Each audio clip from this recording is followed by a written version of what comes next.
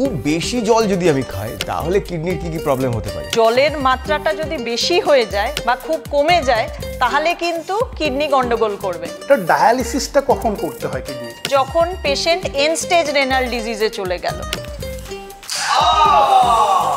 Birth control pill এটা কি কিডনির ক্ষতি করে? বেশিরভাগই হচ্ছে স্টেরয়েডস থাকে।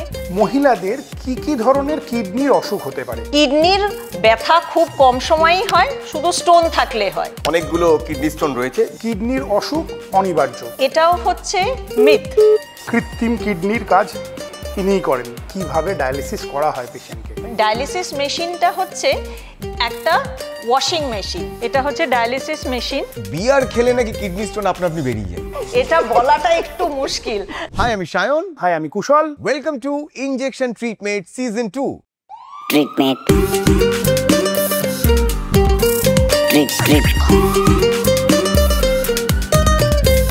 Treatment. Injection treatment season 2 supported by Narayana health Howrah. এবং আজকে আমরা কথা বলবো ট্রিটমেন্টের এই পর্বে কিডনি নিয়ে। একদম। আমাদের সাথে আছেন নেফ্রোলজিস্ট ডক্টর তনিমা দাস ভট্টাচার্য। নমস্কার ম্যাম। নমস্কার। সো ম্যাম, কেমন লাগছে আমাদের সাথে আজকে আড্ডা মারতে এসে? আপনারা এসছেন, থ্যাংক ইউ। আর এটা একটু অন্য ধরনের একটা অ্যাটমসফিয়ার। হ্যাঁ, তো ম্যাম এই যে একটু জল খাচ্ছি। হ্যাঁ, তো আমরা জানি যে কিডনি হেলথ ভালো রাখার জন্য জল খুব জরুরি। খুব বেশি জল যদি আমি খাই, ধরেন দিনে 10 লিটার 20 লিটার, তাহলে কিডনির কি প্রবলেম হতে পারে? মানে চাপ। এটা শুধু যে জল ফিল্টার করে তা নয়, তার সঙ্গে আরও অনেক কিছু ফিল্টার করে। কিন্তু জলের মাত্রাটা যদি বেশি হয়ে যায় বা খুব কমে যায় তাহলে কিন্তু কিডনি গন্ডগোল করবে। তার কারণ কিডনির ওপর আমরা নানান ধরনের জল আমরা খাই, নানান রকমের জল পান করি। কিডনি কিন্তু সবই ফিল্টার করে, কিন্তু তারও একটা লিমিট থাকে। মানে হচ্ছে কিডনি কনসেন্ট্রেট করার একটা ক্ষমতা আছে। খুব বেশি হলে কিন্তু পেশেন্টের সোডিয়াম কমে যাবে, ইলেকট্রোলাইট গন্ডগোল হবে, পেশেন্ট মাথা ঘুরে পড়ে যেতে পারেন বা শ্বাসকষ্ট হতে পারে, এগুলো হতে পারে। মহিলাদের কি কি ধরনের কিডনির অসুখ হতে পারে? এই ক্ষেত্রে তাহলে বলি, মহিলারা প্রথম জিনিসই হচ্ছে যে ওনারা কিন্তু কিডনির বা কোনো অসুখ হলেই ওনারা সামনে আসেন না, সেই জন্য হচ্ছে অনেক দেরিতে ধরা পড়ে। আর কিডনির অসুখ মহিলা স্পেসিফিক যদি বলি তাহলে হচ্ছে ইউটিআই, কারণ মহিলাদের পেচ্ছাপের রাস্তা অনেক ছোট কম্পেয়ার টু ছেলেদের। এবার সেই জন্য তাদের ইউরিনারি ট্র্যাক্ট ইনফেকশন বেশি হয়, তাদের ইউরিনে জ্বালা করে বা পেচ্ছাপের সঙ্গে রক্ত যাচ্ছে। অনেক সময় তাদের ইউরিনে প্রোটিন যায়, মানে হচ্ছে যেমন কিছু আমাদের কোলাজেন ভ্যাসকুলার ডিজিজ আছে যেগুলোকে আমরা এসএলই বা ওই জাতীয় জিনিস বলি, সেগুলো কিন্তু মহিলা স্পেসিফিক বেশি। বাকি অন্যান্য ধরুন ডায়াবেটিস, প্রেশার, এই সব কিছু যেমন ছেলেদের তেমনি মেয়েদেরও হয়। প্রেগন্যান্সির সময় কি কোনো কিডনি ডিজিজ আলাদা করে হতে পারে মেয়েদের? হ্যাঁ, প্রেগন্যান্সির সময় যদি অ্যাকিউট কিডনি ইনজুরি হয়, মানে যেটা হঠাৎ করে শুধু প্রেগন্যান্সির সময়ই কিডনিটা খারাপ হলো, সেইটা কিন্তু হচ্ছে মারাত্মক। সেটার অনেক রকম ভ্যারাইটি আছে এবং সেটার সময় কিন্তু নেফ্রোলজিস্ট এবং হসপিটালাইজেশন লাগে। এবার কিছু ক্ষেত্রে মজার জিনিস হচ্ছে যে ক্রিয়েটিনিন নর্মাল পেশেন্টদের মোটামুটি মহিলাদের হচ্ছে 1 to 1.1, কিন্তু প্রেগনেন্সিতে আপার লিমিট হচ্ছে 0.8 এবং বেশিরভাগ ক্ষেত্রে মহিলাদের কিন্তু ক্রিয়েটিনিন টেস্ট করা হয় না বলে ধরাই পড়ে না। আবার ক্রনিক কিডনি ডিজিজ পেশেন্টদেরও কিন্তু তারা যখন প্রেগনেন্ট হচ্ছেন তখন অনেক রকমের সমস্যা হতে পারে। ম্যাম, মেনোপজের পর বা কোনো হরমোনাল চেঞ্জেসের জন্য কি কিডনির উপর এফেক্ট পড়ে? হ্যাঁ, এবার মেনোপজের পর স্পেসিফিক্যালি হচ্ছে যে মেনোপজের পর মহিলাদের যেগুলো হার্ট ডিজিজ বা প্রেশার বা ধরুন লিপিড প্রোফাইল মানে কোলেস্টেরল, এই জিনিসগুলো গন্ডগোল যেরকম ছেলেদের হয় সেই জিনিসগুলো মহিলাদেরও হয়। এবং হাইপারটেনশন, হাইপারটেনসিভ কিডনি ডিজিজ, এই জিনিসগুলো বেড়ে যায় বা তাদের লিপিড প্রোফাইল, কোলেস্টেরল এগুলো যখন খারাপ হতে থাকে তখন সেটার ইফেক্ট গিয়ে কিডনির ওপর পড়ে। আর তাদের ইউটিআই বেড়ে যায়, কারণ পোস্ট মেনোপজাল যেটা সমস্যা সেটা হচ্ছে তাদের পেচ্ছাপের রাস্তার যে অ্যাসিডিটিটা মেনটেন হতো হরমোন যখন ছিল তখন, সেই জিনিসটা কমে গেলে তাদের প্রচুর ইনফেকশন বেড়ে যায়। মানে ইউটিআই অনেক বেশি হয় পোস্ট মেনোপজাল উইমেনদের। বার্থ কন্ট্রোল পিল এটা কি কিডনির ক্ষতি করে? ওরাল কন্ট্রাসেপটিভ পিল নানান রকমের হয়। ওরাল কন্ট্রাসেপটিভ পিলের হচ্ছে বেশিরভাগই হচ্ছে স্টেরয়েডস থাকে। যদি ওসিপি ইটসেলফ কিডনি ক্ষতি করছে না, কারণ আমাদের অনেক কিডনির অসুখে আমরা কিন্তু স্টেরয়েড ইউজ করি। একটাই হচ্ছে যে ওসিপি খেতে খেতে পেশেন্টের যদি আনমনিটার্ড হয়, মানে পেশেন্ট ধরুন কোলেস্টেরল বেড়ে গেল, প্রেশার বেড়ে গেল, সুগার দেখা দিল, তাহলে তার কিডনির অসুখ খারাপ মানে হতে পারে। বা যার হয়তো ক্রিয়েটিনিন কম ছিল, কোনো কারণে এই ওষুধগুলো খাওয়ার জন্য কোনো সাইড ইফেক্টে তাদের প্রেশার বাড়ছে বা ক্রিয়েটিনিন বাড়ছে, এবার সেইটা তারা ডাক্তারের কাছে নিয়ে গেলেন না বা দেখালেন না, তখন কিন্তু এটা কাউন্টার প্রোডাক্টিভ হতে পারে। Ma'am, acute kidney injury, acute kidney disease আর ক্রনিক কিডনি ডিজিজ, এই এতগুলো সব রোগ আমরা শুনে থাকি। এটা ডায়ালিসিসটা কখন করতে হয় কিডনির? ডায়ালিসিস করতে হয় হচ্ছে ক্রনিক কিডনি ডিজিজের ক্ষেত্রে, যখন পেশেন্ট এন্ড স্টেজ রেনাল ডিজিজে চলে গেল, মানে ইএসআরডি আমাদের ভাষায়, যখন গ্লোমেরিউলার ফিল্ট্রেশন রেট কমে গেল, পেশেন্ট ওষুধে আর কন্ট্রোল হচ্ছে না, ফুলে যাচ্ছে বা শ্বাসকষ্ট হচ্ছে বা পটাশিয়াম বেড়ে যাচ্ছে, অ্যাসিড বেড়ে যাচ্ছে, তখন হচ্ছে তাদের ডায়ালিসিস লাগে। এবং সেই ডায়ালিসিসগুলো কিন্তু আমাদের ভাষায় মেনটেনেন্স ডায়ালিসিস, মানে সপ্তাহে তখন 3টে করে বা কখনো কখনো 2টো করে ডায়ালিসিস চলতেই থাকে সারা জীবন, সে ট্রান্সপ্লান্টে যদি না যায় তাহলে।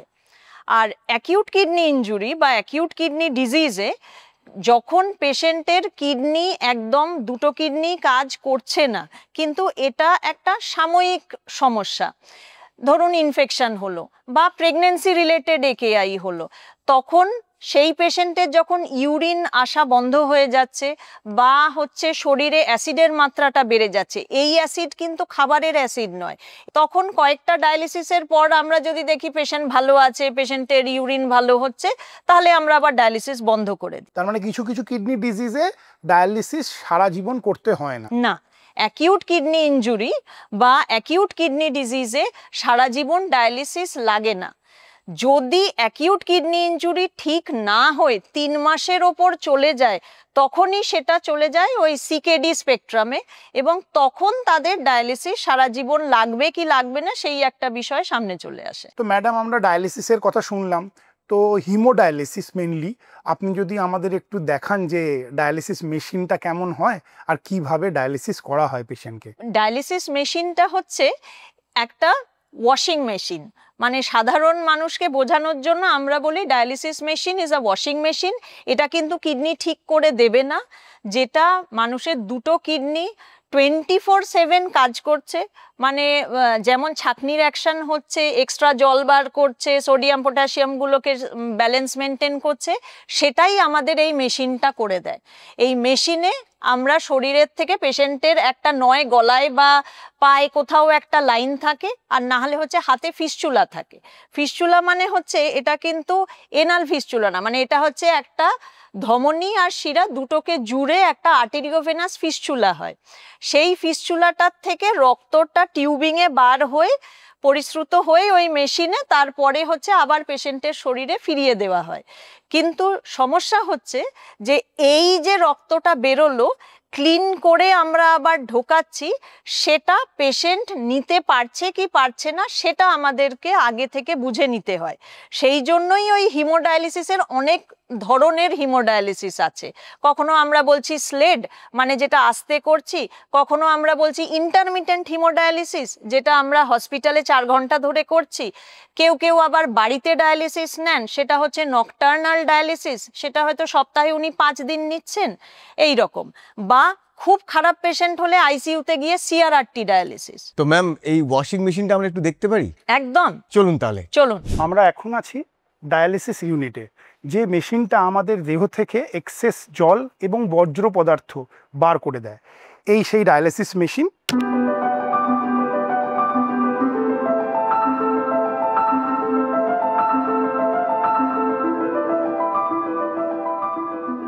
এটা হচ্ছে ডায়ালিসিস মেশিন। উনি হচ্ছেন মিস্টার ঘোষ।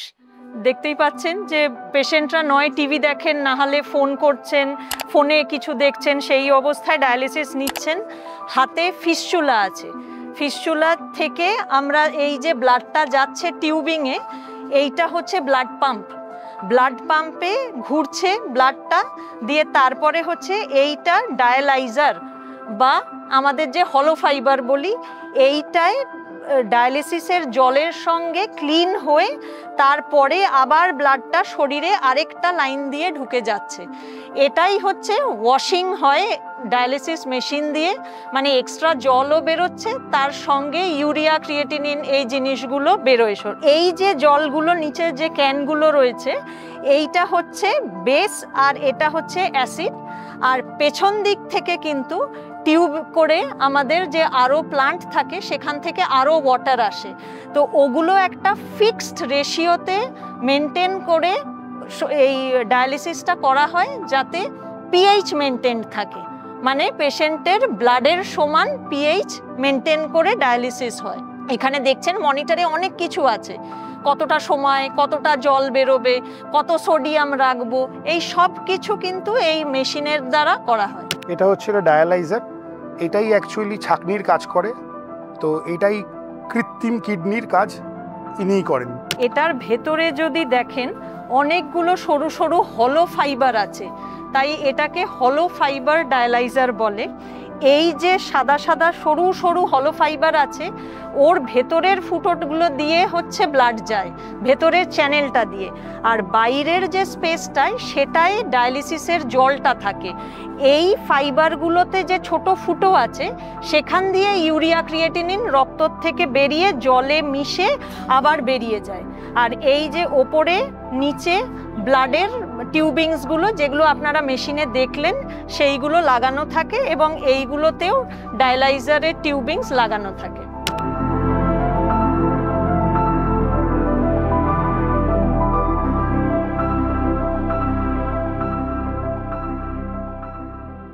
এখন আমরা যে মেশিনটি দেখব সেই মেশিনটা একটা কন্টিনিউয়াস রেনাল সাপোর্ট দেওয়ার একটা মেশিন। এটা হচ্ছে সিআরআরটি মেশিন বা continuous renal replacement therapy machine. এটার মধ্যে অনেক ধরনের প্রসিডিওর করা যায়। যে পেশেন্টরা ভীষণ সিক, আইসিইউতে থাকেন, যাদের প্রেশার কম কিন্তু তাদের হয়তো জল বার করতে হবে বা হার্টের সমস্যা আছে, ইনফেকশন আছে, সেই ক্ষেত্রে আমরা এই মেশিন ইউজ করি। এটার মধ্যে যেমন হিমোফিল্ট্রেশন, হিমোডায়ালিসিস, হিমোডায়াফিল্ট্রেশন বলে কতগুলি বিভিন্ন ধরনের ডায়ালিসিসের পদ্ধতি করা যায়।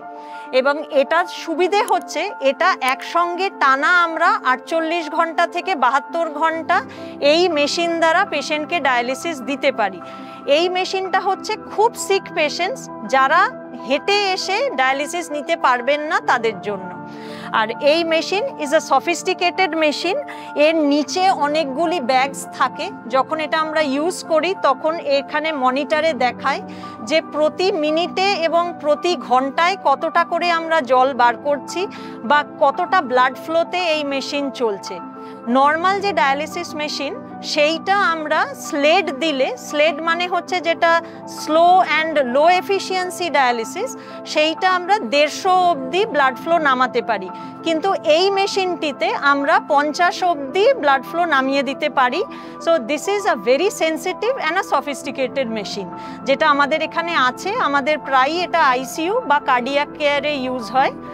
আর এর সঙ্গে যেটা বলার, আমাদের আরেকটি যে বিসিএম মেশিন আছে, তাতে আমরা পেশেন্টের শরীরে কতটা জলের পরিমাণ, কতটা জল বার করব তার শরীর থেকে, কতটা তার ফ্যাট, কতটা প্রোটিন বা মাসেল মাস, এই জিনিসটা আমরা বুঝতে পারি বিসিএম মেশিন দিক থেকে।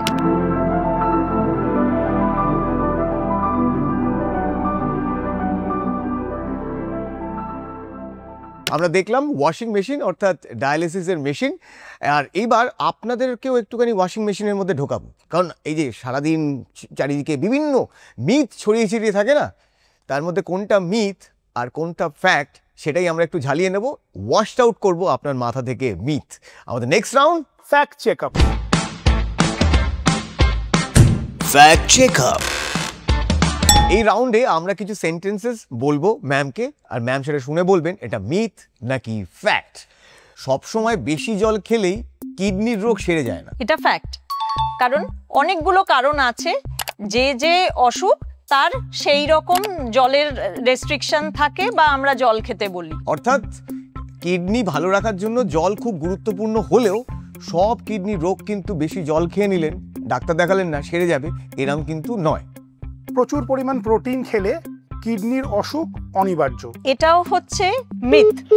তার কারণ ক্রিয়েটিনিন একটা যেটা তৈরি হয় সেটা হচ্ছে আমাদের মাসেলস থেকে। এবার খুব বেশি প্রোটিন খেলে ক্রিয়েটিনিনের মাত্রা বাড়তে পারে যদি কিডনিটা খারাপ হতে থাকে বা তার খারাপ হওয়ার প্রবণতা থাকে তাহলেই। আর কিডনির অসুখ হলে আমরা প্রোটিন রেস্ট্রিক্ট করি, কিন্তু জিমে গিয়ে প্রচুর প্রোটিন খেলাম তাতে কিন্তু ক্রিয়েটিনিন বাড়তে পারে, কিন্তু সেটা সবসময় কিডনির অসুখ নয়। আমার কিডনিতে ব্যথা করছে না মানেই আমার কিডনি একেবারে চাঙ্গা, ফিট। এটা কিন্তু একেবারে মিথ। তার কারণ কিডনি হচ্ছে is a silent killer, it is a silent disease. তাই কিডনির ব্যথা খুব কম সময়ই হয়, শুধু স্টোন থাকলে হয়। ক্রনিক কিডনি ডিজিজে কোনো ব্যথা হয় না। এবার এটা খুব কন্ট্রোভার্সিয়াল একটা প্রশ্ন করবো আপনাকে, বিয়ার খেলে নাকি কিডনি স্টোন আপনা আপনি বেরিয়ে যায়?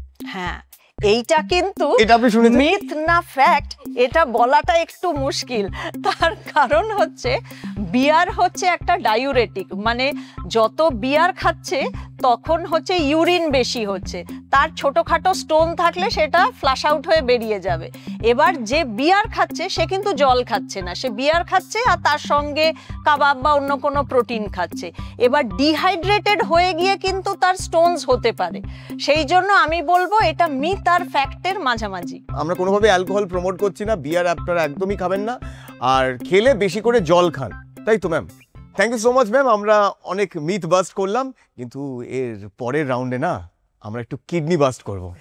আমাদের নেক্সট রাউন্ডটা খুব মজার, আমাদের সবচেয়ে প্রিয় round, surgical strike. Surgical strike.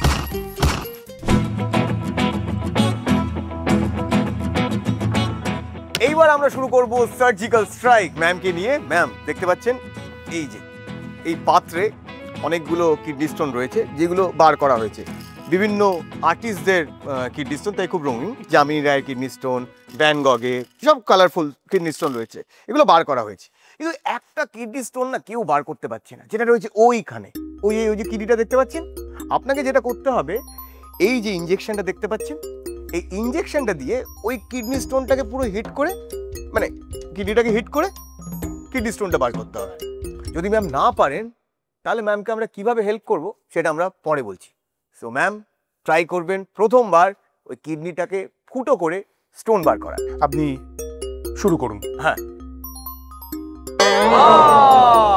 Miss হয়ে গেল ম্যাম, বাট ডোন্ট ওয়ারি, কিন্তু আপনার সুযোগ রয়েছে একটু এগিয়ে যাওয়ার, মানে কিডনির আরো কাছে চলে যাওয়ার। এই যে দেখতে পাচ্ছেন সব গল ব্লাডার, পাকস্থলী, যেগুলোকে পেরিয়ে কিডনির কাছে চলে যাওয়ার আপনার সুযোগ রয়েছে। তার জন্য যেটা করতে হবে, এই যে কিডনি স্টোন রয়েছে, এই আমি তুললাম, আপনাকে বলতে হবে কোন রঙের স্টোন বেশি আছে এটার মধ্যে। হ্যাঁ, ভায়োলেট, পিঙ্ক বা ভায়োলেট।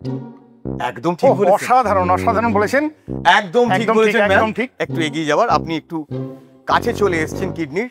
না না একদম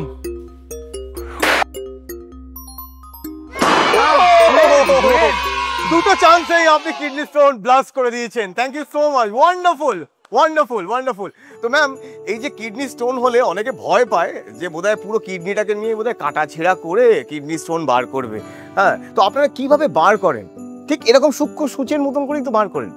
হ্যাঁ, কিভাবে? অনেক রকমের নিয়ম আছে, বাইরে থেকে রে দিয়ে ভাঙাও যায়, আবার স্টেন্ট দিয়ে বারও করা যায়, সরু সরু একটা পাইপ দিয়েও বার করা যায়, আবার ওষুধের দিয়েও আর জল দিয়েও বার করা যায়। এক্স্যাক্টলি ম্যাম, যত সূক্ষ্মভাবে কিডনি থেকে পাথরগুলো বার করলেন সেরকম ভাবে কিন্তু এখন সার্জারি হয়, মানে খুব সূক্ষ্মভাবে কিডনি থেকে স্টোনটা টুক করে বার করা হয়। কি ডাক্তার একদম বুঝিয়ে বলে দিন। টুক করেই বার করা যায়, যাতে কোনো মানে থাকতেও হয় না, একদিনের মধ্যেই বাড়ি চলে যেতে পারবেন। এত ছোট সার্জারির মাধ্যমে ওনারা কিডনি স্টোন বের করে থাকেন। ওকে, দুর্দান্ত খেললাম আমরা surgical strike. Let's get back to the seat. দারুণ খেললাম আমরা, কিডনি স্টোন ফাইনালি খুঁজে বার করা গেল। যাক ম্যাম, কেমন লাগলো আপনার এই সার্জিক্যাল স্ট্রাইক? দারুণ দারুণ দারুণ, খুব ভালো।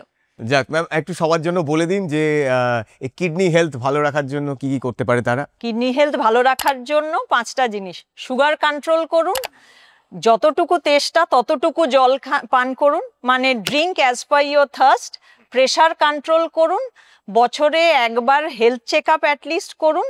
আর একটু সজাগ থাকুন যে ইউরিনে ফেনা হচ্ছে কিনা, বা ইউরিনে জ্বালা হচ্ছে কিনা, বা অন্যান্য কোনো পা ফুলছে কিনা, বা বেশি লিস্টলেস লাগছে কিনা, মানে হচ্ছে টায়ার্ড লাগছে কিনা, রক্ত কমে যাচ্ছে কিনা, এইগুলোই। আপনি হেলথ চেক আপের কথা বললেন, আপনাদের জন্য রয়েছে সুযোগ নারায়ণা হেলথ হাওড়ার পক্ষ থেকে হেলথ চেক আপ প্যাকেজ ফ্রিতে জিতে নেওয়ার, এবং তার সাথে আপনারা যদি ট্রিটমেন্টের দর্শক হন আপনাদের জন্য একটা স্পেশাল ডিসকাউন্ট প্যাকেজ রয়েছে। কুপন কোড নিচে দিয়ে দিলাম, ট্রিটমেন্ট, এই যে আমাদের শোয়ের যে নাম। আপনারা আগামীকাল আমাদের এই সমস্ত এই যে দেখতে পাচ্ছেন সোশ্যাল মিডিয়া হ্যান্ডেলগুলোতে চোখ রাখুন।